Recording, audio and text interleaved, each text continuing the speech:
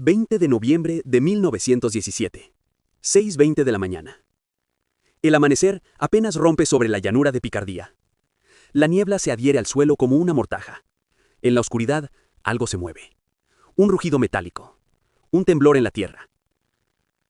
Los soldados alemanes agazapados en sus trincheras escuchan primero, luego sienten la vibración ascendiendo por sus huesos. Cuando finalmente ven las siluetas emergiendo de la bruma, sus mentes se niegan a comprender lo que tienen ante ellos. 476 monstruos de acero avanzan en línea. Sus orugas devoran el barro. Sus cañones apuntan hacia adelante, como mandíbulas hambrientas. No hubo bombardeo previo. No hubo advertencia. Solo el silencio roto por el rugido ensordecedor de motores Daimler que escupen humo negro mientras las máquinas ruedan sobre trincheras que se suponía eran impenetrables. Los alemanes les habían llamado tonterías mecánicas, artefactos ridículos, elefantes lentos condenados al fracaso. Ahora, mientras la tierra tiembla bajo sus pies, mientras el acero aplasta el alambre de púas como si fuera hilo, comprenden que han subestimado algo fundamental. En 24 horas, la línea Hindenburg se romperá por primera vez desde que fue construida, y el mundo de la guerra nunca volverá a ser el mismo. Pero esta historia no comenzó en Cambrai. Comenzó con burlas, con fracasos humillantes, con la certeza absoluta de que los tanques británicos eran un experimento destinado al olvido. Retrocedamos 15 meses. Septiembre de 1916. El Somme. 49 tanques Mark I fueron enviados al frente. La expectativa era enorme. Winston Churchill, uno de sus defensores más feroces, había prometido que estas máquinas romperían el estancamiento sangriento de la guerra de trincheras. Pero de esos 49, 17 ni siquiera llegaron a la línea del frente. Se descompusieron en el camino. De los 32 restantes, 7 fallaron en el momento del ataque. Solo 15 entraron a la tierra de nadie. 15 máquinas tambaleándose sobre cráteres, moviéndose a menos de 6 kilómetros por hora.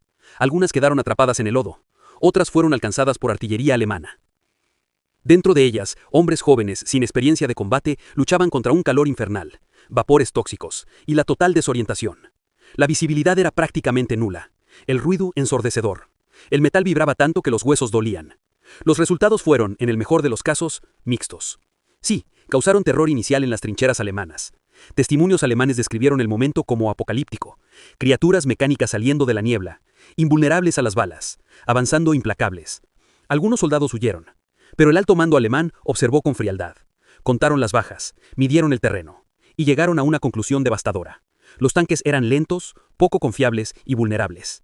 Podían ser destruidos con artillería concentrada. No eran una amenaza real.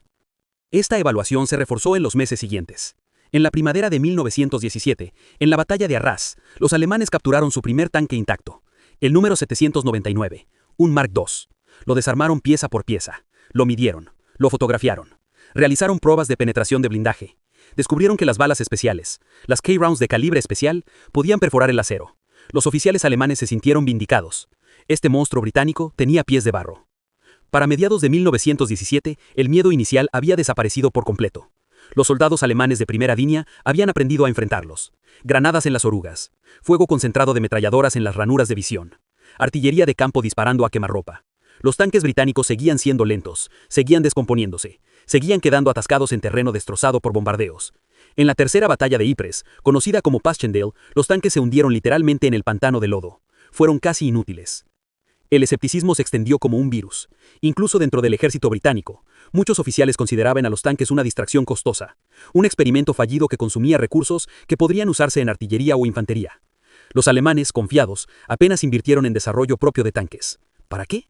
Sus métodos funcionaban, su doctrina de defensa en profundidad, sus Sturmtruppen, sus tácticas de infiltración, todo eso era más efectivo y mucho más barato que construir esas máquinas torpes.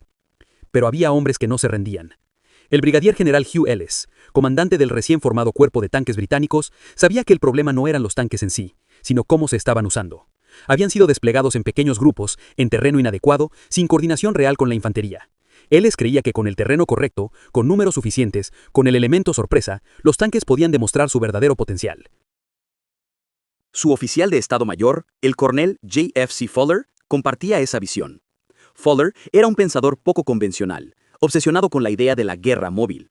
Mientras otros oficiales seguían pensando en términos de bombardeos masivos y oleadas de infantería, Fuller imaginaba algo diferente. Un ataque relámpago, una concentración abrumadora de poder blindado que rompería las líneas enemigas antes de que pudieran reaccionar. En agosto de 1917, Fuller presentó un plan audaz. Identificó un sector del frente cerca de Cambrai, donde el terreno era ideal. llanuras onduladas de tiza, sin los pantanos de Flandes, con trincheras alemanas que parecían formidables pero que, sin un bombardeo previo que destrozara el suelo, podrían ser atravesadas por tanques. Su idea era simple y radical: lanzar cientos de tanques sin advertencia, sin el bombardeo de artillería que siempre alertaba a los alemanes de un ataque inminente. Era un juego de todo o nada. Si funcionaba, salvaría al tanque como arma de guerra. Si fracasaba, el cuerpo de tanques podría ser disuelto para siempre.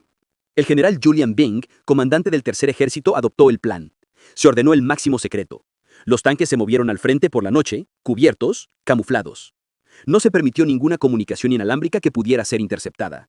La artillería practicaría una técnica nueva: el registro silencioso, calibrando sus disparos sin alertar al enemigo. Todo debía coordinarse como una sinfonía mortal. Mientras tanto, los alemanes en el sector de Cambrai se sentían relativamente seguros. Sus defensas eran formidables. La línea Hindenburg, con sus 3 sistemas de trincheras profundas, su alambre de púa en capas múltiples, sus búnkers de hormigón. Las tropas que la defendían estaban cansadas y eran de segunda línea, pero confiaban en que la fortaleza de sus posiciones compensaba cualquier debilidad. Después de todo, ningún ataque británico llegaba sin días de bombardeo previo. Tendrían tiempo de traer refuerzos. No lo tendrían. 20 de noviembre de 1917, 6:20 de la mañana. Cuando los tanques Mark IV comenzaron a avanzar, el mundo pareció detenerse. No hubo bombardeo de advertencia, solo el trueno metálico de 476 motores rugiendo al unísono. Detrás de ellos, 6 divisiones de infantería avanzaban en formación cerrada. Sobre ellos, 14 escuadrones de Royal Flying Corps zumbaban, ametrallando posiciones alemanas, cegando a los observadores. Los tanques llevaban fascines, enormes fardos de leña atados a sus techos, diseñados para ser arrojados en las trincheras más anchas y crear puentes instantáneos. Llevaban ganchos para arrancar alambre de púa. Sus cañones de 6 libras apuntaban a los búnkers de hormigón. Sus ametralladoras barrían las trincheras. En las primeras horas, el efecto fue devastador. Los soldados alemanes, muchos de ellos recién salidos de sus refugios, se encontraron cara a cara con una avalancha de acero. Las defensas que se suponía que detendrían cualquier ataque durante días fueron aplastadas en minutos. El alambre de púa, que había detenido miles de ataques de infantería, fue simplemente destruido. Las trincheras, atravesadas, como si no existieran. Los tanques avanzaron 6 kilómetros en 6 horas. Algo que, en Passchendaele, había tomado 3 meses de sufrimiento inimaginable, aquí se logró en una mañana.